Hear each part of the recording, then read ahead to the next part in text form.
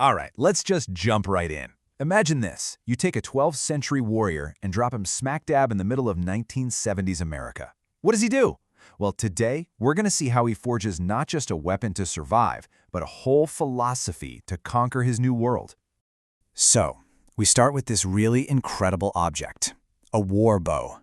But get this, it's built from salvaged car parts, ancient silver, and gold. This thing is no museum piece, believe me. It is a living, breathing, and very lethal testament to a man completely out of his time.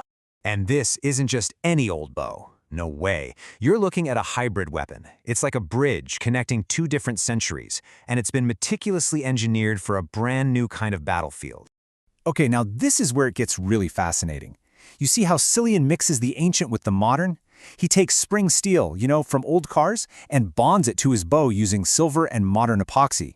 That makes it strong enough to actually block a sword. Then he adds a gold-weighted handle, which basically turns the bow into a deadly club for close combat. And he even caps the tips with steel so he can use it as a short spear if he needs to. And this right here shows you his genius. He's using 12th century know-how to turn the 1970s into his own personal armory. I mean, he's not just trying to survive, he's literally transforming the modern world around him into a weapon. So you gotta ask, right? Why on earth would you build a weapon to parry a sword when everyone has guns? Is this really just about survival? Or is there something way deeper being forged here? Well, the answer isn't in the weapon itself. It's in the mind of the man who made it.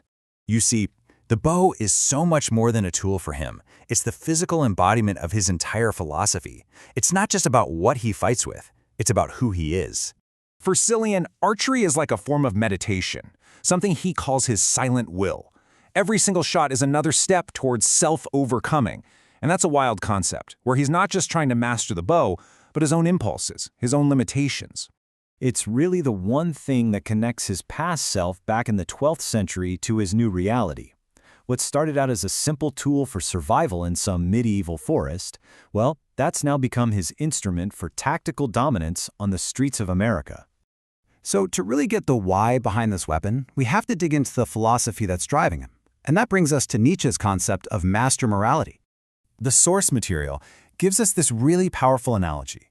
You have the lion who creates his own values versus the sheep who just follow the herd.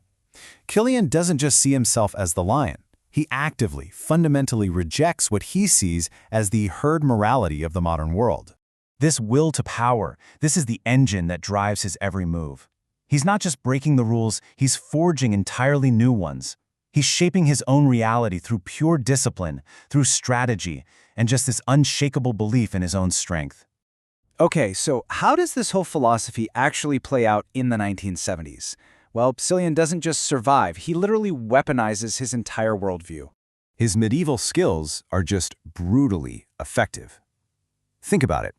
Modern archers are using these light bows, right?